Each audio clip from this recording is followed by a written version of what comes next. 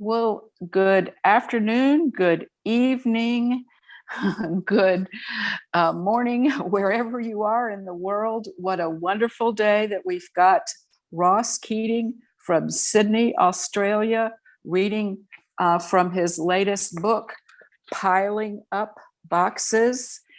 And this is his second book of poetry. His first is A First Act. And our RT group that meets morning and evening has been reading Ross and looking forward to this. And so we are very fond of his poems. And I'll read a little bit from about the author. He first heard about Mayor Baba in 1969 and traveled to India on pilgrimage in 1973 when he was 22. Discovering Mayor Baba's writings gave him a sense of his master's divinity while visiting India, seeing where he lived and finding out firsthand from close Mandali how he lived. And it gave him a sense of his master's perfect humanity. So his four books are Francis Brabazon, Poet of the Silent Word, which came out in 2002. He also did A First Act in 2015. Emma, come on down. You're fine. You're fine. And Stay with God, reading Stay with God came out in 2017. And then in 2020, we've got Piling Up Boxes. And so let's give a warm welcome to Ross Keating, who's eager to read to us and very gracious with his time. Thank you, Gail. It's I can't see, my internet connection is not great. So it's probably going to come in and out a little bit. So we'll just have to bear with it. Okay, so J-Bob, everybody. To begin, I just want to sort of situate my approach to poetry before I begin reading some poems. This Irish poet, Brendan Kennelly. And the poem is called The Gift. And it encapsulates something about how I see poetry. It goes like this. It's called Gift. It came slowly, afraid of insufficient self-content or some inherent weakness in itself, small and hesitant, like children at the top of stairs. It came through shops, rooms, temples, streets, places that were badly lit. It was a gift that took me unaware. I accepted it. So I think that little poem, for me, emphasizes the part that poetry is basically a gift. That's the first point I'd like to make. What's the material, where it's going to end up. Otherwise, it's sort of propaganda. And I know that Francis in India, but a line or even just an image and say, okay, build that into a poem. So this was like the gift, the little insufficient content. And then he had, but that's not the first point I want to make, that poetry is essentially a gift. And the next one, which I want to make is by Inayat Khan. And this is the idea of the importance of words which we've forgotten about. Words now are used a lot of the time to exploit people. Words have become used with double edges. But this is what Inayat Khan wrote, and Francis would have read this in his only Sufi teacher. And Inayat Khan says this: among all things in the world that are valuable, the word is the most precious. For in the word you can find light that gems and jewels do not possess. In a word you can find life that could heal the wound. Soul is expressed, is as living as a human being. Well, that's a big line. I know in Stay with God, Francis uses the term living verse. And I think that's where its roots are, in that idea that words that come from the soul of a person, deep, are living, breathing words. Reading on again from Inayat Khan, there's a Hindu idea which explains this very well. And this idea is that the vehicle of the goddess of learning is eloquence, is poetry. As I said, we've downgraded words, but still words in a poem. And poetry is getting quietly popular now. Somehow or other, people still will value words when words are lovingly placed in a poem. So that's a good thing. I did write a poem about that. It was in my first book, a first act. It was called Real Words. Let me just read that. It's called Real Words. Most words we hear are words pretending to be words. Words reverberate through the body with the echo of an ancient call. So, most words, if they're really functioning well, have this calling out, showing the direction to God. There's a writer who I like, Paul Goodman. He wrote the famous book called Growing Up Absurd. He was one of these writers in the 70s. He was a radical writer and a lot about literature and writing. And one of his things was, and I'll just quote this, this is about the power of words. The use of words is itself a creative act, somewhat physical, that produces meaning that did not exist in prior thought. Now, this is a punching line here. Less, because it's part of a richer human situation, the dialogue of people. To me, that's very interesting. Baba quoted Zoroaster saying, good thoughts, good words, and deeds. But the real powerful one in that trio there, if you can, like, the idea that a poet just puts down his thoughts is just putting poetry as a subjective thing. It's limiting it. Words generate new thoughts and then those thoughts into action. So the real critical one there in good thoughts, good words, and good deeds for me is words. When you're writing a poem, thoughts come and go through the words, and you're shaping them all the time. So I think that's interesting that, it's part of therapy, that if you can change the pattern of your speaking, your words, speak a sort of a conformist script, and they never touch themselves. Poetry is a way in to do that. So poetry has that value, in my view. And the last point he makes here about words are important because it's part of a richer human situation. I have my thoughts, but the words I share with everyone, they're objective also. Listener, the reader, knows about Baba, has been touched by the beloved.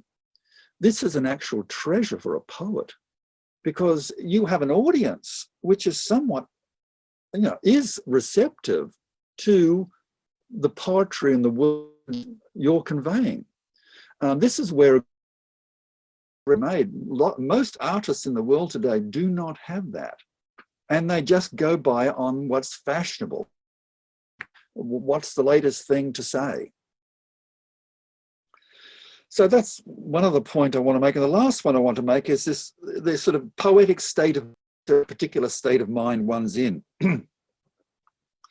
And here again, I want to quote Francis here. In Stay with God, he has this line, this verse.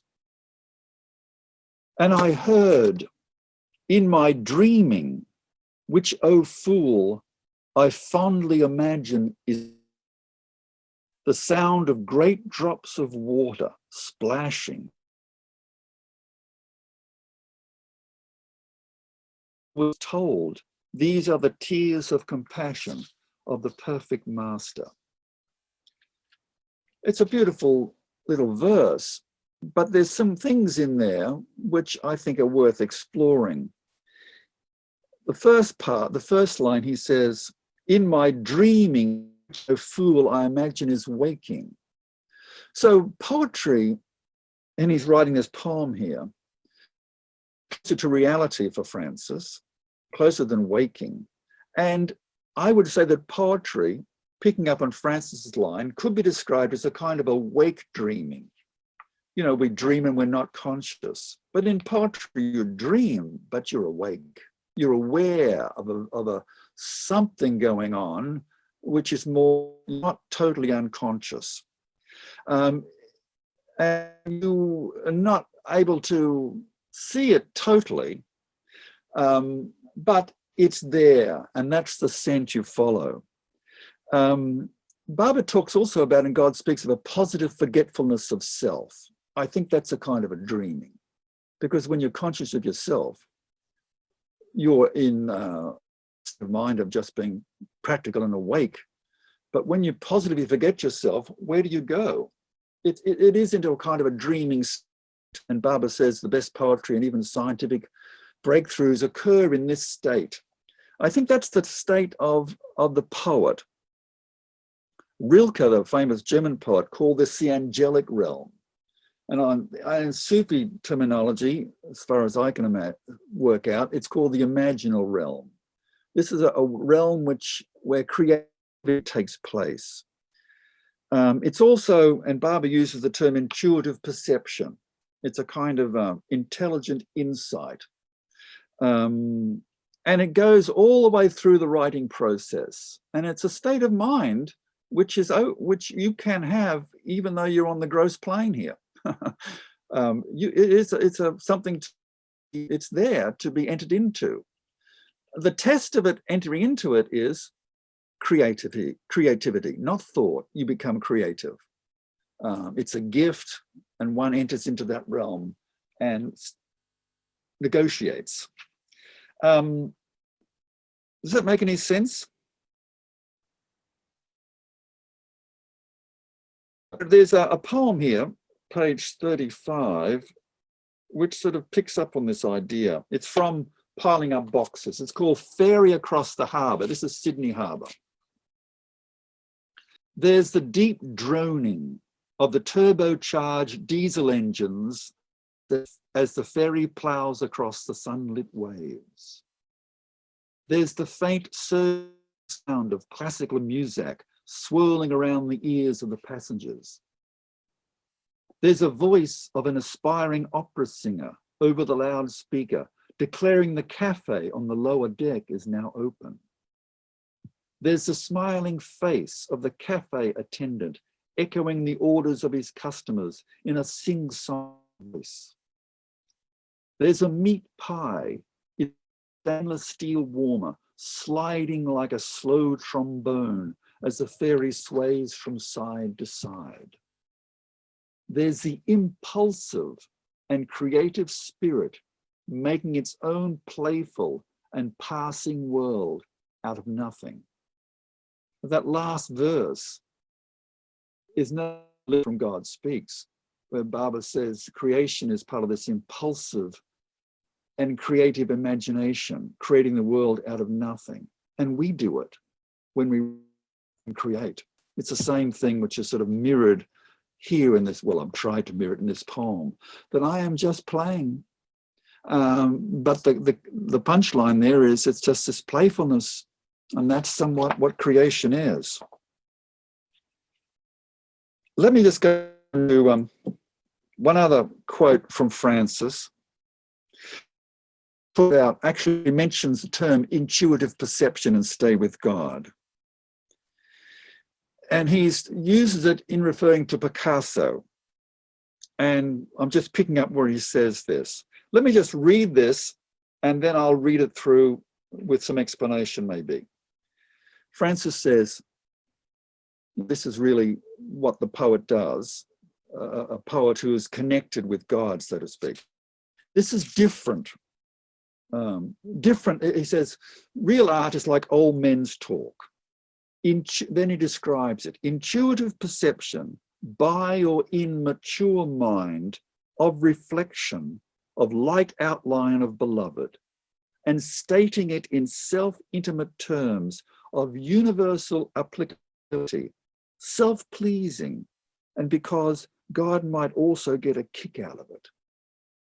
Now, this intuitive perception, I would say, is this forgetfulness of self. It's this awake dreaming. It's this poetic state of mind. It's the angelic realm one can enter into. There's all these you can use.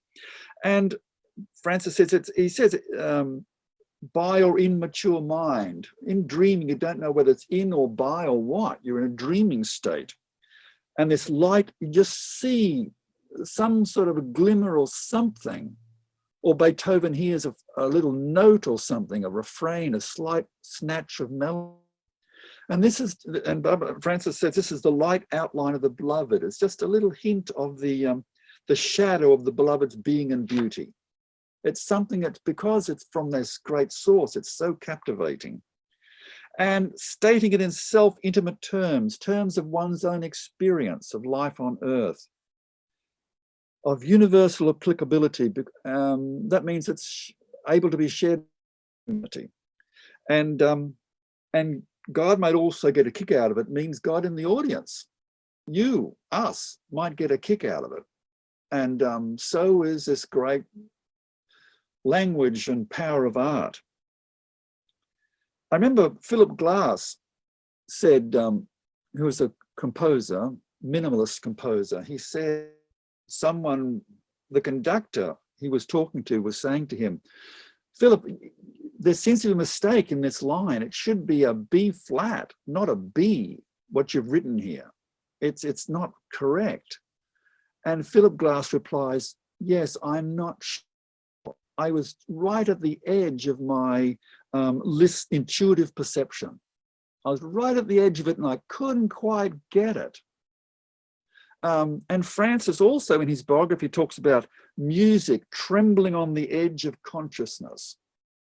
This is at the end of our level of this sort of dreaming poetic state, where the art, that's the poetic realm as far as I can see. That's the poet's territory. Not that my poems are in that territory, but I aspire to that at least. Now, let's have a look at the book. Unless, okay, I'm going to go and read some poems now, but anybody wants to pick up on any of that, maybe you can unmute if you heard it, or should I just push on? What page in Stay With God is the Picasso intuitive perception? Right. Okay, that's on page 142. Thank you. It's the last there. I've taken half of it. Thank you. And let me read it to you. Barbara says, what a plight. Oh, you ignorant, all-knowing soul, what a plight you are in. Oh, you weak, all-powerful soul, what a plight you are in. Oh, you all-happy soul, what a plight you are in. What a plight, what a sight, what a delight. Now, I kind of, that's really the human condition. That poem really states the human condition. It's not a philosophical statement of someone's work. This is us. What a plight, what a sight, what a delight. Spiritual authority, Barbara. That's our human condition. It's a whole paradox there where a delight and a plight. We start from there. And in many ways, the way Barbara's done that is somewhat of a model for what I like to think is for my poems. It's profound. I try to get that. And it's light. It's humorous, which is this advent of Barbara this time. Humor is such a distinctive feature of Barbara's life. So, and that's reflected in this little poem of his. And then at the end, at the back of the book, I put a quote from Barbara, and it sort of answers that. Not answers it, but it's a response to it. And Barbara says, I am the ocean of love, and infinite are the ways that lead you to me. Infinite are the ways.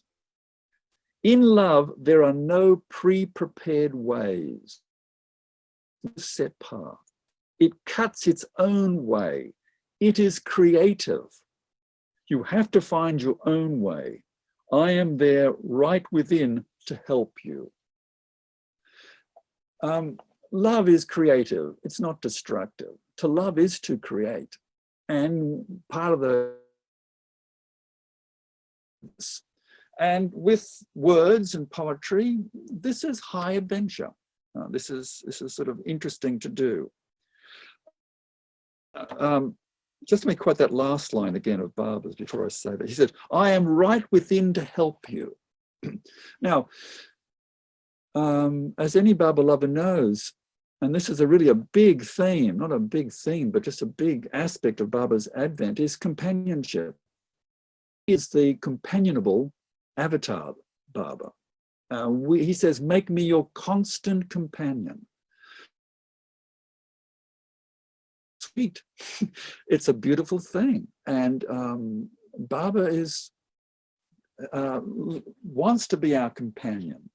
And this piling up boxes is really a theme on this idea of companionship. It's my dreaming, my intuitive perception in this poetic dream world. That. And the last point, my poetic craft, the craft here, the principle of the craft behind these poems is very simple. It's what Barber had said. This is lifted out of a larger passage, but Barber said, speak words that you will not hesitate to speak in my presence. That's the line of my poetic craft.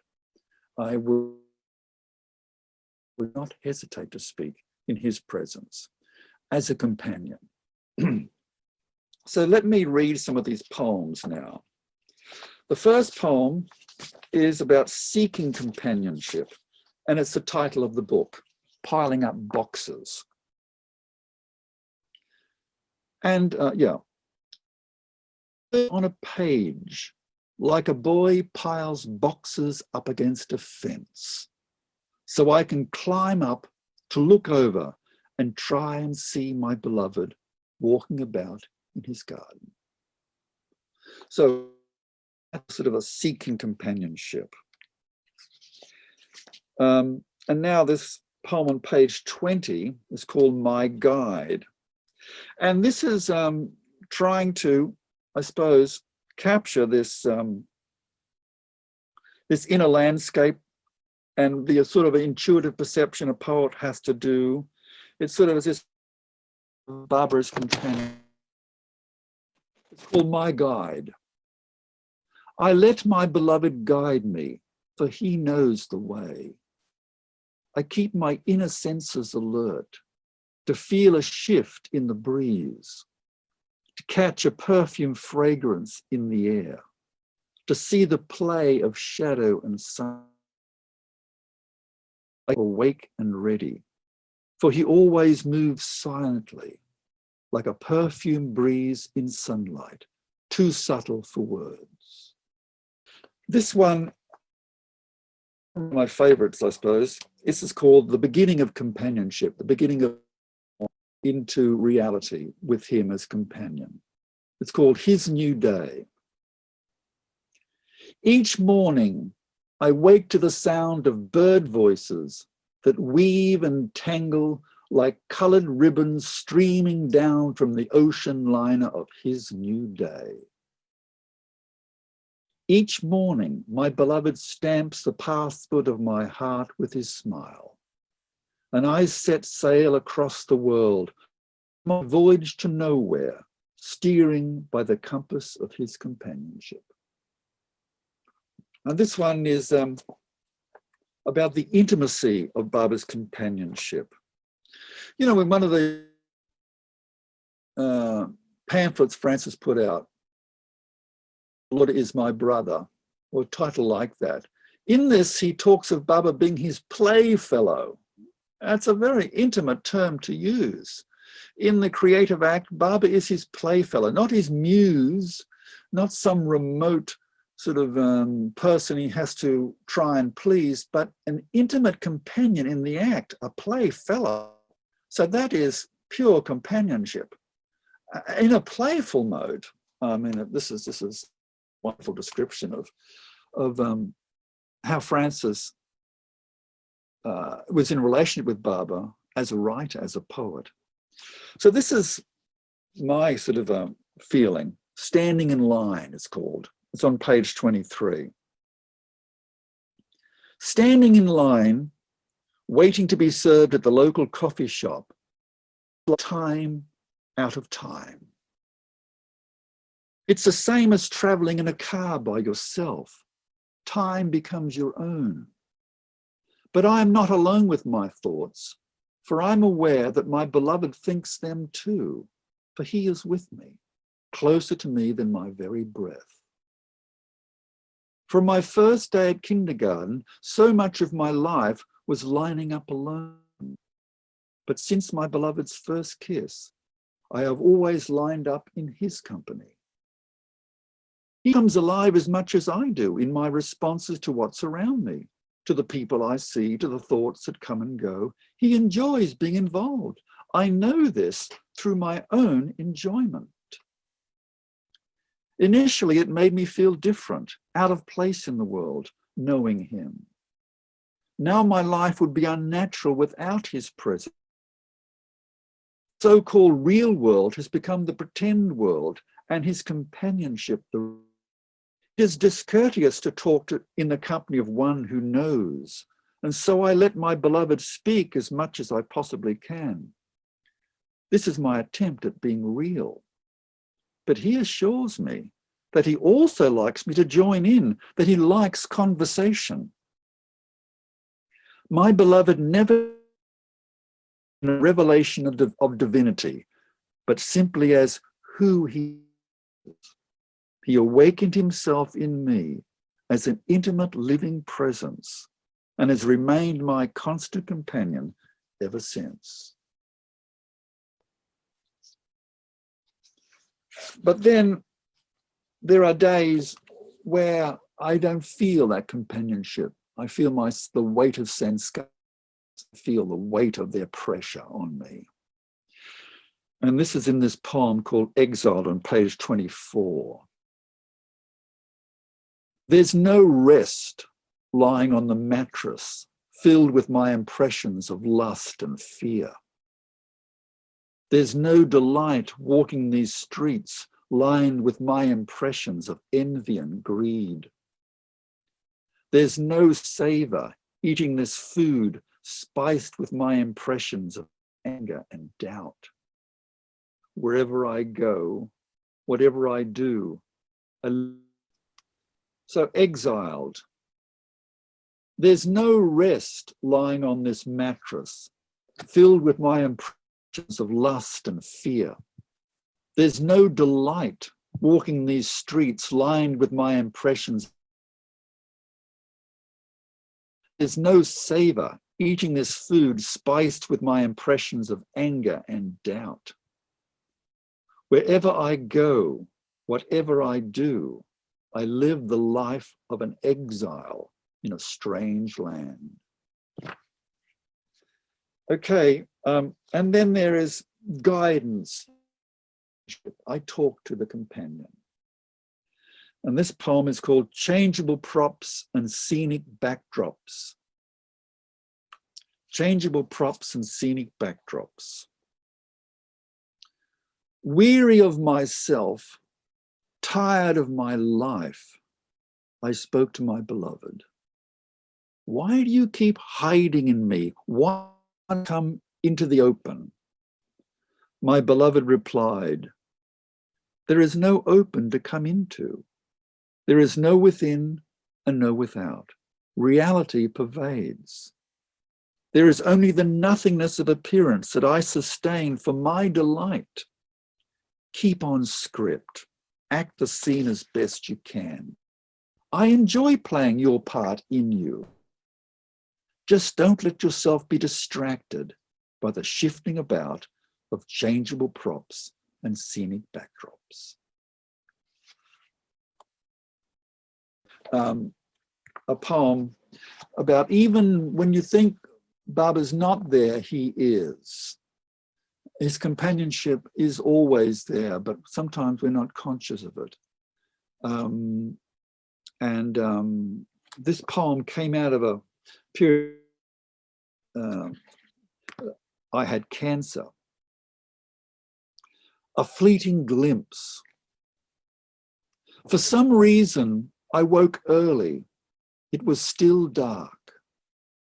As I lay in bed, the reflected light from a passing car entered the room and moved around like an angelic visitation. As it sped across your framed photo, I caught just a fleeting glimpse of your sparkling eyes. But it was enough to reassure me that even in darkness, your Nazar is never absent. This is the poem about companionship, even passing across the illusory threshold of death. On both sides of that divide. This is called On Death. Driving home, I get a straight-on view of Beacon Hill. Every year, new shrubs patches. At the base of the hill, I turn right to go to my place. I usually have to wait before the green arrow appears. I know the order of the lights at this intersection, having turned here more than 1,000 times. I imagine it will be much the same with my death. I will turn on the inevitable green arrow and move on. When I find myself waiting, I often turn inward and remain deeply still just for a moment and let the outer world of my senses drop away. I fill my consciousness with the reality and let myself into his arms, forget my breath. Is there another way to prepare oneself for death? And this is a poem about bringing back into all of creation.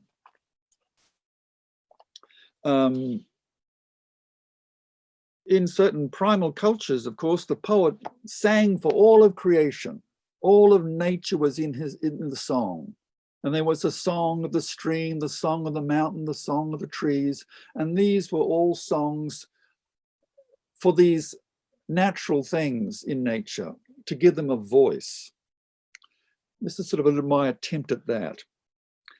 This is Voices at Tyalgum. Tyalgum is a place north, heading up to Avatar's abode, and sometimes Jen and I travel, we might stop there.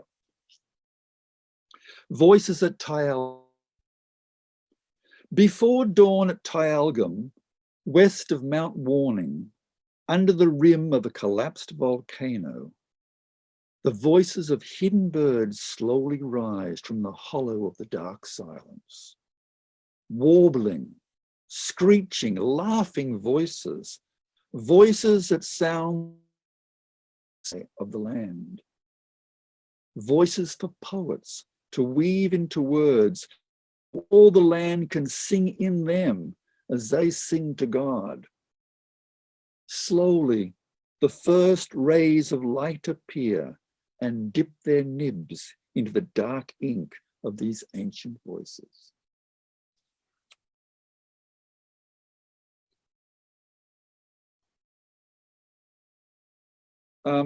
Also, this is another poem.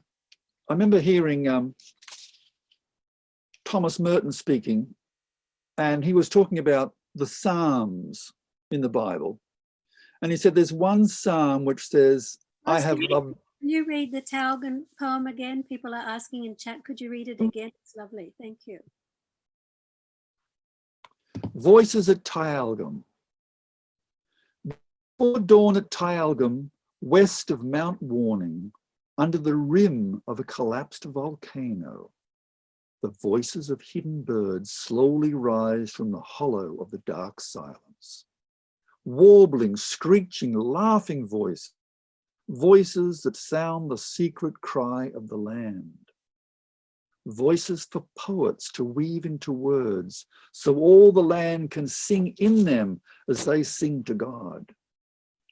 Slowly, the first rays of light appear and dip their nibs into the dark ink of these ancient voices.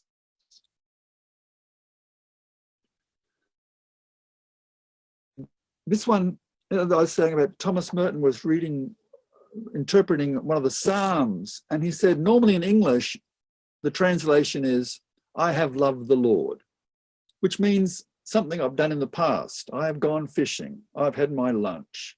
I have loved the Lord. Something which is done, and now I'm on to something else. I said the Hebrew is not that translation. The tenses are all wrong.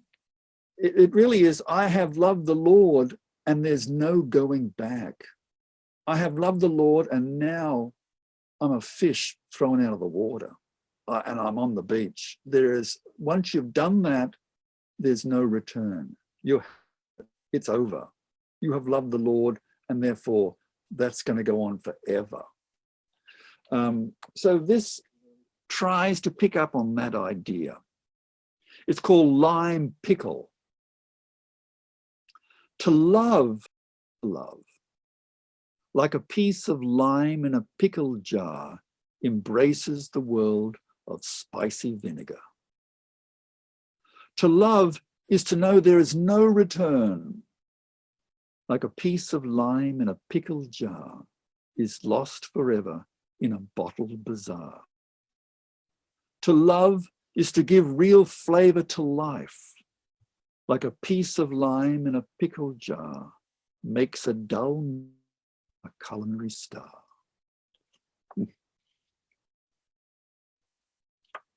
Okay.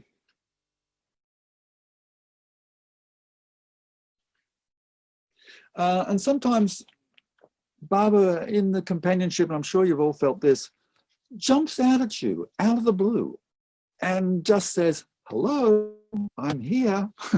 And it's just whimsical. It's just, whoa, bang. And it's just a delight. And this poem about this sort of Baba's behavior as a companion tries to capture that. It's called The Reflection. It's on page 66, if anybody's at the book. This happened in India when I was there. A bird was banging against the window by its own reflection. I looked up from the kitchen table to see if I could see it in the gap between the curtains. Instead, I saw my beloved's smiling face in a photograph on the wall. He was sneaking a glimpse at me at the same time as I was looking for the bird. Momentarily caught in his gaze. It seemed like a ploy on his behalf to get me to look up and see him. I felt like the bird, lost in its own reflection, but mine was of an unknown self shining forth from his beautiful eyes. And this one is Baba as companion speaking, word within me. Our experience of that. It's called a soft, sudden sun shower. A soft, sudden sun shower sweeps across the eucalyptus trees in my suburban backyard. From my window looking down, I can see it move like a ballerina's hand gestures over the branches, stopping, then swirling about in a timeless dance. Sparkling rain, sounding just this side of silence. The rain is ceaseless.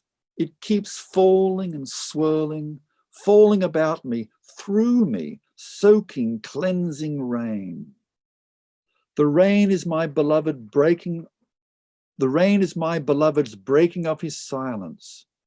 Each drop is a pure word from the ancient ocean of his word. Each drop is searching for a golden dye to print my beloved's name in bold calligraphy across the canvas of the sky.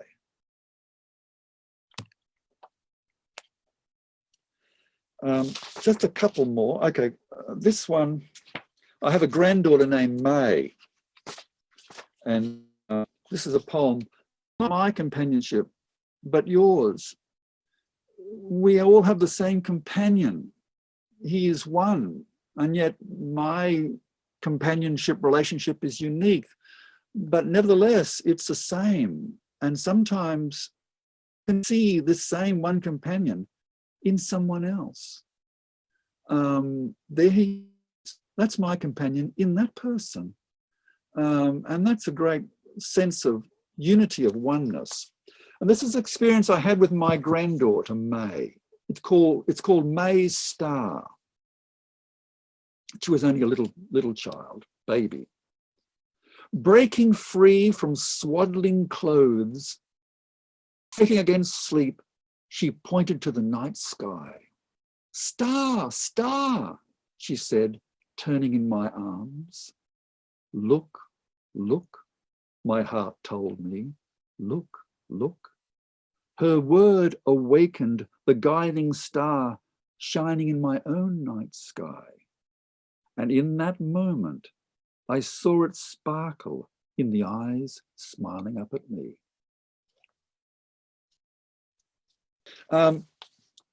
This is a sort of an anti-companionship poem. This is the opposite. It's sort of a bit more of a social comment in a way. Maybe. It's called The Rake. I saw it up against the fence. I was at my friend's house. I saw it through her kitchen window. I imagine she must have bought it in the gardening section of her local shopping mall. You see lots of such rakes. There you see lots of such rakes. You see them lined up against the wall like soldiers dressed in camouflage green with stickers of army insignia. My friend probably just picked up any one without too much thinking and went straight to the checkout counter to pay. Now here it stands at attention up against her backyard fence. Rakes have been around ever since houses had, but you can never befriend a dime a dozen rake. Home and feel happy it is part of your life.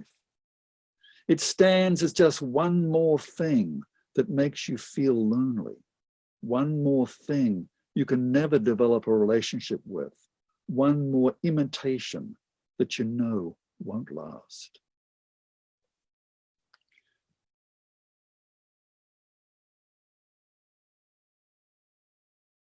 This is a sort of a children's one, but it's about how to be lessons for companionship. It's called Shoelaces. Shoelaces is such a nice word, shoelaces. So it goes like this. Shoelaces, shoelaces, what can I do? Whatever you like, stay loving and true. Shoelaces, shoelaces, how should I go? Be brave and be calm, don't put on a show. Shoelaces, shoelaces, what can I say? Always kind words, speak as you pray. Shoelaces, shoelaces, how should I be? As humble as birds that sing in a tree. I'll finish with this last poem, and if there's time for questions, it would be good. I'll finish with this one. This is what one should try to do for one's companion. It's called Cleaning Out a Jam Jar. No one can really teach you how to clean out. It's just those things you pick up with practice. More than a knife with the right shaped blade, more than a flexible wrist and agile fingers, you need unflinching patience and the inner poise of a saint. It's a delicate surgical operation, getting under the curve of a jar where it's too hard to reach.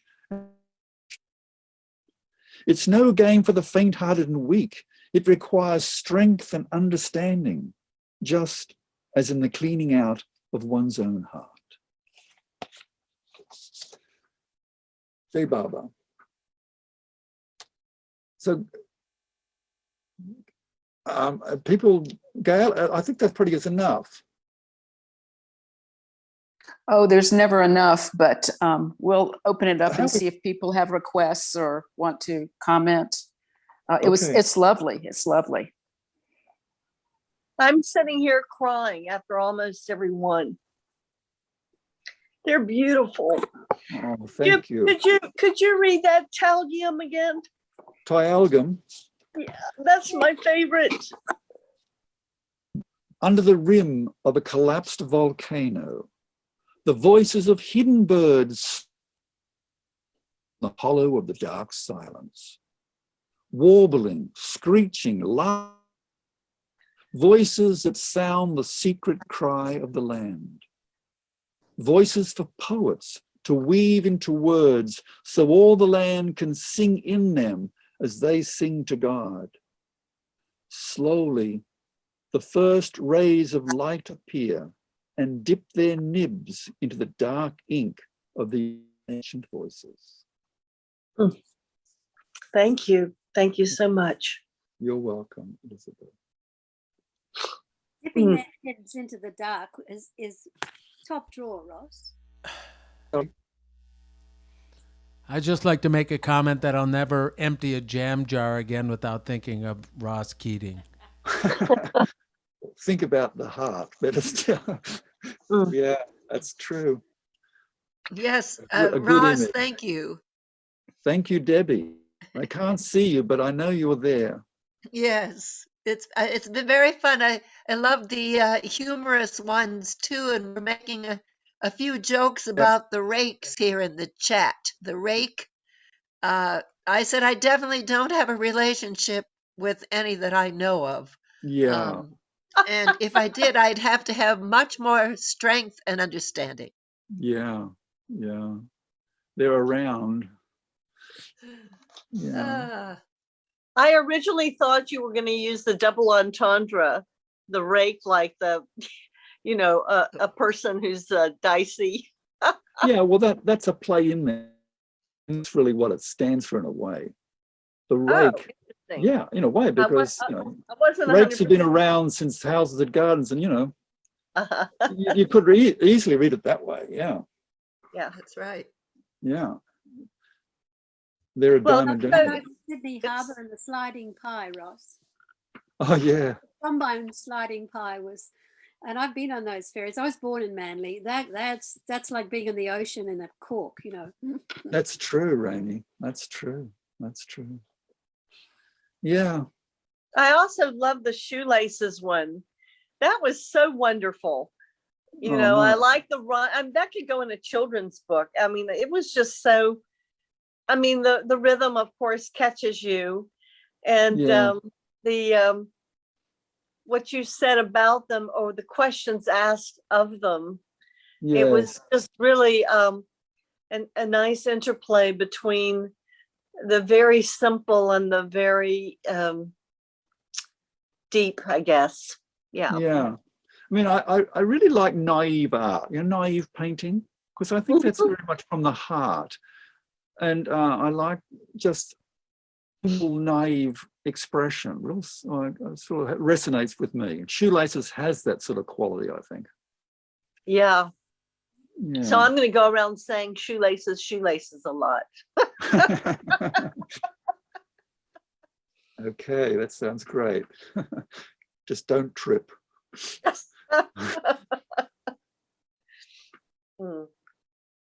Ross, I like hearing your the poem's inspired by the cancer journey that I've also been on. And I tell you this, but I'll tell the whole crowd here, that when I was going through cancer, one of my favorite songs was your Die Before You Die song. So thank you for that theme. Yes. Yes. Yes. It's a wonderful, from the beginning, how we have this audience and the reader and the poem, and you can nearly get a real sense of that, because we know Barbara. This is starting up a whole new realm for us to move into as Barbara followers, Barbara lovers, and it's wonderful. You know, it's a real delight to do something from Barbara companion me, and then it sort of comes alive for the companion in the reader or the audience. It's just a wonderful thing, and it's, you know, it's remembrance of Barbara in a most joyful, delightful, different way. This is much better than sort of slogging out set prayers, you know. Although I'm not saying against Barbara's prayers, but I mean how some religions do prayers and so on. This is sort of has a quality about it, which is wonderful. Ross, do you know how many hundreds of times I have said, "Oh, Maya Barbara, you really got me going. You got me up against the wall." I mean, I might have said it a million times in my life. When did you write it? Oh, that's Jenny's song. I know. The Charming Desperado. Jen wrote that. Wow, way back in the early 70s, I think. Beautiful. Oh, Maya Barbara, you really got me going. You got me up against the wall. Over. I can't tell you how many. Yeah, that resonates with us all, doesn't it? Being caught. Okay, I have to learn that song now. Rainey or Debbie or somebody or Ross or Jenny. Yeah, well, we should get it out. We have to. Jenny sings it really well. She sort of does it dry. It's the last thing you think you're going to get from this pretty person, and out it comes, bang.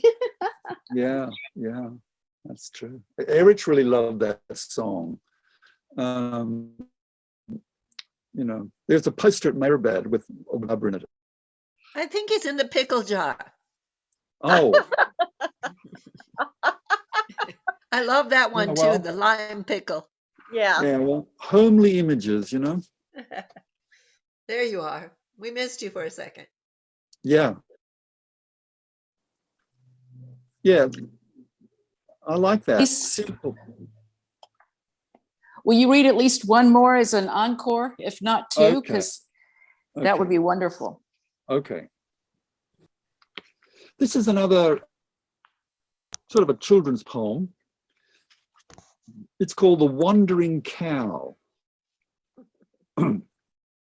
I told my daughter a story to help her to go to sleep about a cow looking for a home, wandering up and down the street.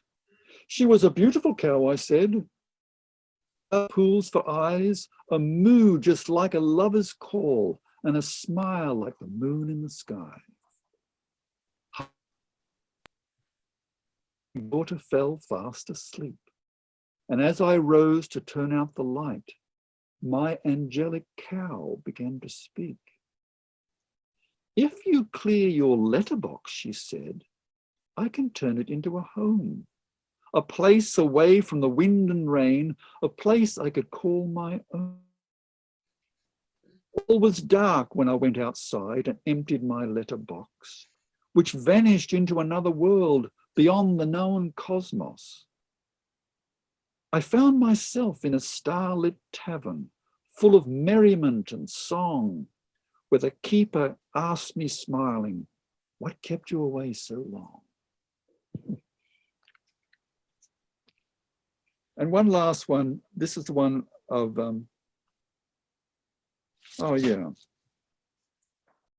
figures of pilgrims awoke from the walls of the Samadhi's mural. I'll start again. From the painted figures of pilgrims awoke, once more, third time lucky. The painted figures of pilgrims awoke from the walls of the Samadhi's mural to the rhythm of calypso line dancing they descended to the ancient marble. As they circled and turned in unison, squirrels wearing Mexican sombreros assembled outside of the threshold, playing guitars and six-string banjos. Meher's image in the sky of the dome came alive as he gently came down. With maracas and praise fill the cosmos with sound. The Samadhi was a festive tavern, his divine presence an open door. In the spell-binding joy of his lovers, the world of sorrow existed no more. Jai Baba. That's another. What exactly, Ross? Did you have for breakfast? That's psychedelic. That's cool. Yeah. Well, there's squirrels up at the tomb. And anyway, that's what they gave the idea. These squirrels, they're zipping it out all over the place. And they set up the rhythm. Oh, just the image of all of the people in the Samadhi dancing with sombreros, and it's just gorgeous. Yes. Ross, have you ever recorded, like an audio book of your poems? No, I haven't, Debbie. I haven't done that. I Maybe wish you down the would do that because Yeah. I love to hear, it's one thing, of course, when poets write poetry, but it just so comes alive when I hear your voice with your poems. It's very comforting too. I felt like your daughter listening to that poem with the cow looking for a home. I thought, Yeah. oh, this is such great therapy. Yeah. So I encourage you to do it. It would be very, very simple. It doesn't have to be anything too fancy. And for you to record your poetry, I really wish you would do that. That's yeah, thank you, Debbie. I agree with you. I love to hear the poet read the It is a different experience than on the page, isn't it? Just reading it cold. And you get the, high quality at best. So it is something. Well, we also get the cadence, and of course, with the cadence gives it meaning. I mean, the rhythm that you use contains within it some meaning, and another reader may not be able to understand what that is, but the one who writes it knows, and you can, and when you read it, so then when others read it, if they listen to that, then they would know how to read it. That's true. Yeah, I think that's very true, Diane. Yeah, Elizabeth, the simplicity and the simplicity of actually many entendres, not just double entendres, come to life when you read them, when you say them. Yeah. It's also, I find, a more intimate experience to hear the poem read aloud for me. Yes. And that's very, very nice. Yes. Yes. Yes. Thank you so much. This has been really wonderful. It's great. Okay. And love to everybody there. I can't wait to come to Australia again someday. Okay, Debbie, that'd be fun. I hope so. Yeah, we hope so. That'd be nice. Okay, I might sign off. Gail, is that? Thank you from Thanks, the bottom of our everybody. hearts. Jai This has Baba. been wonderful. Baba. Thank you. Jai Baba. Thank Jai you. Baba. Thank you. Wonderful. Jai Baba. Jai Baba, everybody. Wonderful Well- poetry. Thank you. Thank you. Thank you. Thank you. Thanks, Gail, for spearheading this. Yeah, thank you, Yeah, Gail. Thanks, Gail. Yeah. Thanks. Pleasure was mine. Nice to see everybody. Good night. Good night. Jai Baba. Jai Good Baba. night. Che Bob, everybody. Maybe see you at Archie.